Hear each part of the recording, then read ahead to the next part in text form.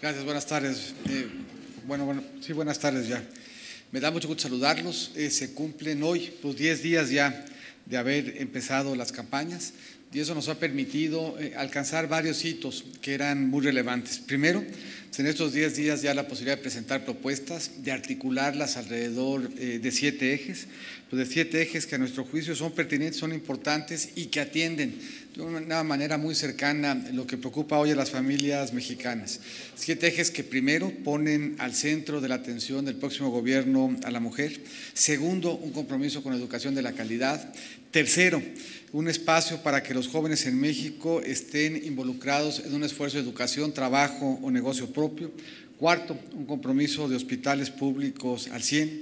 Quinto, un esfuerzo nacional para que ninguna niña o niño nazca en pobreza extrema. Sexto, un combate a la inseguridad con enfoque integral. Y séptimo, el anuncio de un programa que habrá de servirnos en campaña para levantar una encuesta que permite identificar cuáles son las necesidades de cada familia para poder avanzar de la mano de ellos, que será además un programa de gobierno que se llame Avanzar Contigo. Esto ya permite en la etapa de la campaña empezar a contrastar propuestas, empezar a ver cuáles propuestas le hacen sentido a las familias mexicanas y cuáles propuestas ponen en riesgo la estabilidad y sus oportunidades. Ya nos permite de lleno esta confrontación de la visión que tenemos del país y de los instrumentos que le dan al país un mejor rumbo. En estos 10 días hemos reiterado la invitación a que se debatan estas propuestas, a que se contrasten y a que se analicen, a que se contrasten propuestas que a nuestro juicio dan rumbo al país y que se contrasten con propuestas que a nuestro juicio llevarían a que se perdiera. Una propuesta de seguridad que se contrasta con una propuesta de amnistía, una propuesta de salud que fortalece el seguro popular, que se contrasta con una propuesta de desaparecerlo. Lo ideal sería que estuviéramos en posibilidad semanalmente de contrastar y de evaluar esas propuestas, por eso hemos convocado a debates para que así suceda y hoy a 10 días pues nos llama la atención y nos preocupa que no estén todavía en disposición de contrastar ideas y de debatirlas. Adicionalmente, la posibilidad de acreditar de cara a todos lo que ya era sabido, que he sido siempre un funcionario honesto. Presentamos la 7 de 7, complementamos la 3 de 3 con 4 elementos importantes que estarían a la mano de cualquiera de los candidatos que quisieran así acreditar su honorabilidad. Bastaría que contrastaran su declaración 3 de 3 con una investigación en los registros públicos de la propiedad, que la contrastaran contra manifestaciones externas de riqueza validadas por el SAT, que un contador público certificado pudiera evaluar la congruencia en la evolución patrimonial y que un notario diera fe de que todos los elementos que se habían presentado eran ciertos. De nuevo, frente a la posibilidad de acreditar fuera de toda duda este espacio de honorabilidad, pues no hemos encontrado eco en los candidatos para presentar la 7 de 7.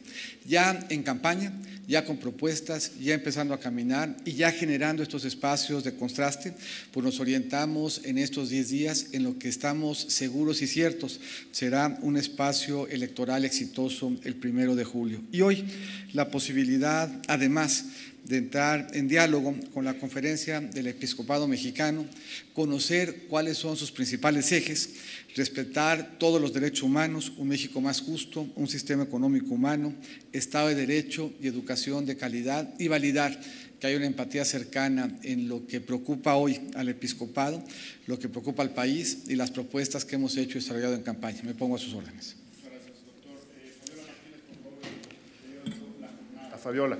¿Qué tal, doctor, por acá? Buenas tardes.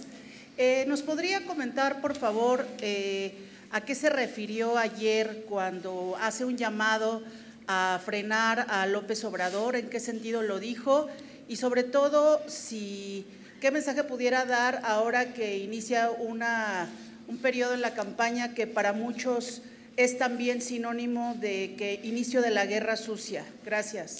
Mira, el sentido es bastante claro. Estamos en una contienda y lo que queremos es trabajar juntos para que por la vía del contraste de ideas, de propuestas y perfiles, pues logremos consolidar la plataforma y el esfuerzo que estamos haciendo en la elección. Y yo creo que no tiene más alcance que el de convocar a hacer ese esfuerzo de unidad, de fraternidad, de lucha para lograr una candidatura que sea exitosa y que gane el 1 de julio. Y yo vuelvo a insistir, en este espacio lo que vale la pena es distinguir entre guerra sucia y contraste válido. La guerra sucia se da sobre la base de anónimos y con información que es falsa. El contraste se da sobre la base de información veraz que permite distinguir entre perfiles y propuestas, y nosotros habremos de mantenernos siempre en esa dirección, en donde el contraste veraz de perfiles y propuestas, en una campaña en donde permanentemente habremos de llamar al diálogo, al contraste de ideas y al contraste de perfiles. Por favor, de Grupo Imagen. Iván, por acá. Acá está. Gracias, candidato. Me gustaría una precisión respecto a lo que decía de López Obrador, esta invitación a debatir. Dijo ayer que están desesperados en alcanzarlo, que llevan pues más o menos 3 días y se le ha resbalado esta invitación a debatir. Eso sí nos hace una precisión. Por otra parte, ¿cuál es su posición sobre matrimonio igualitario? ¿Qué le dijo a los obispos? ¿Usted va a revivir la iniciativa que había mandado el presidente Peña al Congreso para elevar el matrimonio igualitario a rango constitucional? Y no más por último, hoy Anaya presentó un plan de 5 puntos sobre materia para atender a la diáspora mexicana en Estados Unidos. Usted fue canciller, ¿le parece correcta? Ya que él dijo en uno de los puntos que en la defensa de los Dreamers, si Trump sigue utilizando a los Dreamers como moneda de cambio, México o su proyecto de gobierno respondería poniendo sobre la mesa todos los aspectos de la relación bilateral. Si se debe negociar así la política exterior, en este caso de la diáspora mexicana en Estados Unidos. Gracias. Mira, respecto del primer planteamiento, es inevitable el debate y es inevitable el contraste de las ideas. Por más miedo que le dé a Andrés por falta de ideas y por falta de capacidad para defenderlas, estamos convocados a debatir. Lo ideal sería que estuviera dispuesto a debatir más. Lo ideal sería que brincara frente a la oportunidad de explicar sus ideas y de contrastarlas, de explicar su visión de país. En una campaña eso es lo que se hace. El debate habrá de darse con o sin él. El debate habrá de darse en todos los espacios en donde podamos presentar nuestras ideas y defenderlas. El debate habrá de darse en el que ya nos convocó el INE. Lo ideal sería que el debate se diera con mayor frecuencia, que tuviéramos un espacio de diálogo que implicara que economizáramos en el gasto en las campañas y que nos concentráramos sobre todo en los debates. Todos quienes quieren aspirar a gobernar deberían ser capaces de defender sus ideas, y quien se esconde a través de descalificaciones o de adjetivos fáciles para rehuir a la responsabilidad ciudadana de debatir, de presentar, de confrontar, de defender, se esconde muy en el fondo el hecho de que las ideas o no las puede defender o no las tiene, y son ideas además, y eso es lo que debe preocuparle de fondo. Como ya empezaron las campañas, ahora sí podemos contrastar, y ahora sí estamos viendo cómo las pocas propuestas que ha puesto sobre la mesa preocupan. Preocupa, por ejemplo, en términos de lo que decía Fabiola al principio, una política de seguridad que convoque a la amnistía. Esa política de amnistía es una política que es la que verdaderamente pone en riesgo no solamente la integridad y la campaña, es una política que pone en riesgo a las comunidades a donde plantea Andrés Manuel regresar a los criminales después de haberlas afectadas severamente. Me parece entonces que cualquiera que rehúya a la posibilidad de debatir no está preparado para gobernar. Y segundo, y reiterando además sobre un tema que ha sido común en el caso de la campaña de Ricardo, que es la del plagio. Pues esta es la política de México. Esta fue la política exterior que nos tocó conducir como canciller, una política exterior en donde lo que se hizo fue ampliar el diálogo con Estados Unidos a todos los temas. Un diálogo que siempre ha tenido retos y que siempre ha tenido dificultades, pero donde buscamos combinar un diálogo sobre migración con un diálogo sobre seguridad, un diálogo sobre energía, un diálogo sobre agua, un diálogo sobre todos los temas que están en juego todos los días en una relación completa y compleja. Esto es lo que está planteando Ricardo, es lisa y llanamente un refrito de la política exterior que a mí me tocó como canciller poner en marcha y poner en vigor. De hecho, si hoy hay Dreamers que defender, es en muy buena medida como resultado de una política exterior activa que generó, entre otros resultados, el que se reconociera ese estatus legal para que los migrantes que llegaron allá de niños gozaran de un espacio de protección que hoy, como próximo presidente, habré de comprometerme en defender. Bueno, lo que hemos planteado siempre y lo que hemos planteado es que estamos obligados a cumplir la Constitución en términos de su artículo primero y ese habrá de ser pues, la tónica de la administración, cumplirla en los términos en los que está hoy. Cedillo, por favor, de enfoque. Preguntarle con respecto al… Gracias, perdón. Sí, preguntarle con respecto a la resolución del Tribunal Electoral, que, bueno, considera que sí se afectó la campaña de Ricardo Anaya con la difusión de este video. Preguntarle eso, si incluso la PGR estaría poniendo en riesgo el resultado de la elección, porque se puede incluso hablar de la posible nulidad. Mira, yo creo que uno pone en riesgo la integridad de la elección cuando falla con su conducta personal. Uno pone en riesgo la integridad de la elección cuando tiene fundaciones al amparo de la cual hace negocios inmobiliarios. Uno pone en riesgo la integridad de la elección cuando desde el poder hace negocios y construye plantas industriales. Uno pone en riesgo la integridad de la elección cuando le vende las plantas industriales a una empresa fantasma y miente, escondiéndose atrás de su familia respecto a quien verdaderamente se la vendió.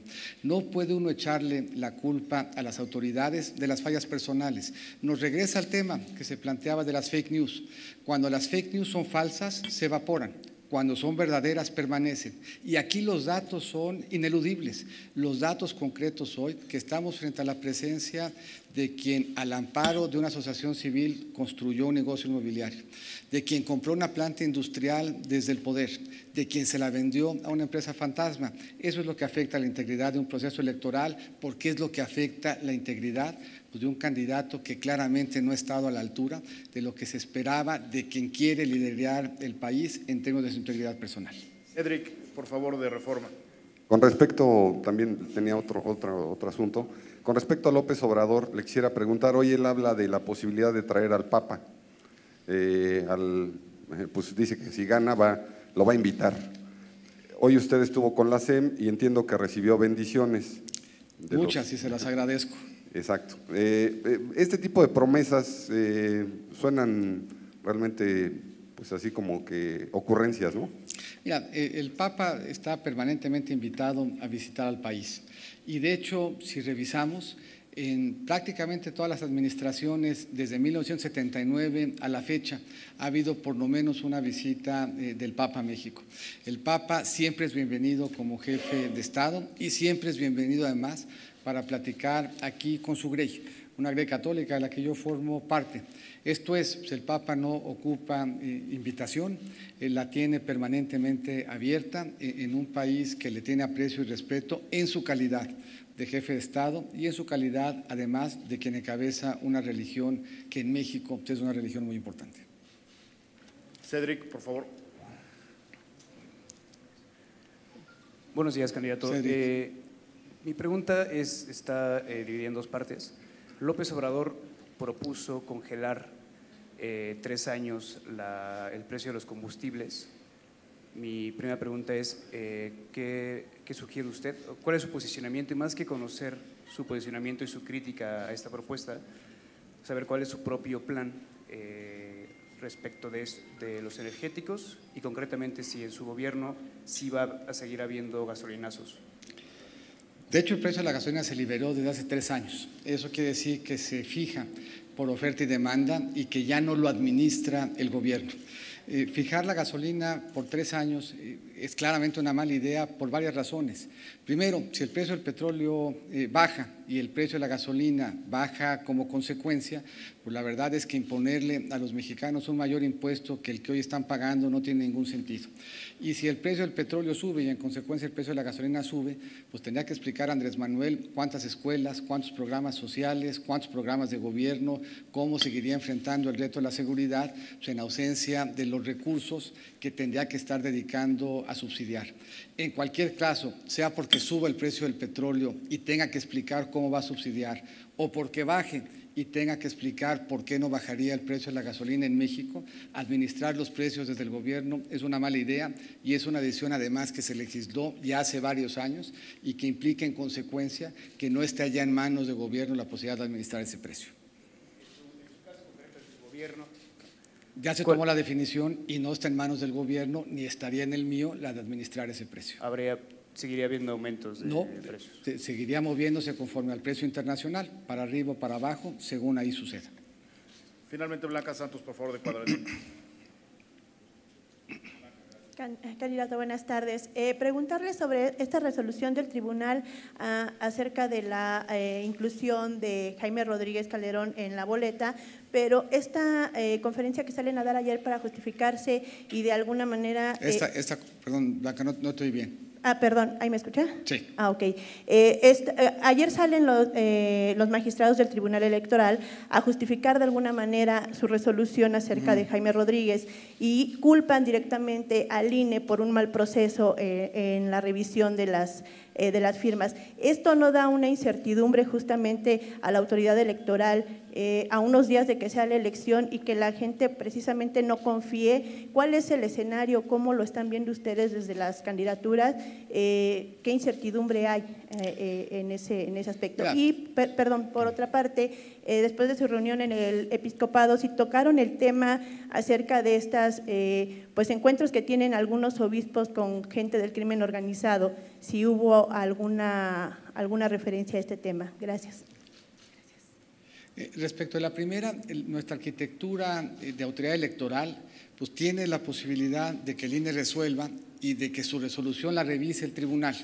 Nosotros no siempre estamos de acuerdo con lo que hace el INE, no siempre estamos de acuerdo con lo que hace el tribunal, pero siempre vamos a ser respetuosos de la arquitectura que los mexicanos nos dimos en materia electoral, siempre salvaguardando la posibilidad de ir al tribunal y siempre, aunque no la compartamos, respetuoso de sus decisiones.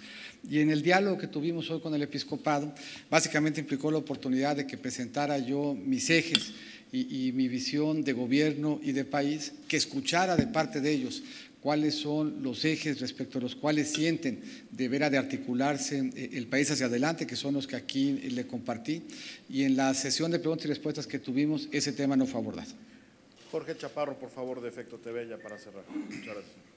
¿Qué tal, candidato? Jorge. Buenas. Preguntarle dos cosas. La primera, hoy la encuesta de parametría lo ubica en tercer lugar. Este evento representa un relanzamiento de su campaña. ¿Cuál es la evaluación que tiene hasta el momento? La mayoría de las encuestas, pues, lamentablemente son adversas. ¿Cuál es la lectura que usted le está dando a estas encuestas? Y la segunda tiene que ver con la violencia desatada en el país. Hay por lo menos 14 personas vinculadas con cargos de elección popular que han sido asesinadas en los últimos 3 meses. ¿Cuál es la posición que tiene al respecto? Gracias. Respecto a la primera, hay todo tipo de encuestas que nos ubican en todo tipo de lugares y lo que nosotros tenemos es una estrategia clara que descansa en un buen perfil, buenas propuestas, la posibilidad de contrastarlos en el 10º día de la elección. Estamos absolutamente seguros que vamos a ganar.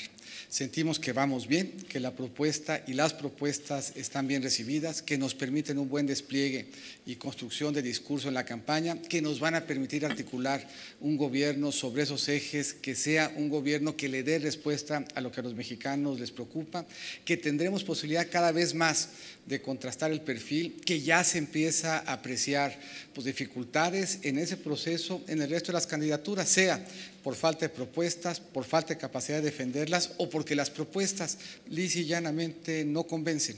No tenemos duda de que seremos exitosos el 1 de julio y de que habremos de ganar la elección. Así nos sentimos en nuestros análisis y así vemos con claridad la estrategia convergiendo. Nos preocupa, y lo hemos dicho en muchas ocasiones, la violencia selectiva que vemos en el país.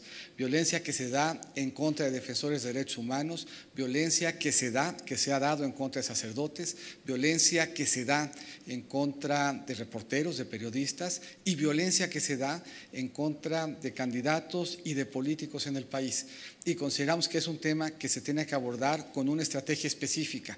La violencia tiene una expresión vinculada con delincuencia organizada, tiene una expresión vinculada con violencia de género, pero tiene también una expresión selectiva que debe de obligarnos a redoblar esfuerzos para asegurar en todos los casos, incluyendo en la coyuntura, que la violencia no sea un espacio que determine y que influya en la participación política, concretamente por cuanto a la participación de candidatos se refiere. Es un tema que nos preocupa y es un tema que sentimos tiene que ser enfrentado y resuelto. Doctor, muchas gracias. Buenas tardes. Buenas tardes, Jorge. Muchas gracias. ¿Perdón? No, tendré la misma que tuve desde el principio. Muchas gracias.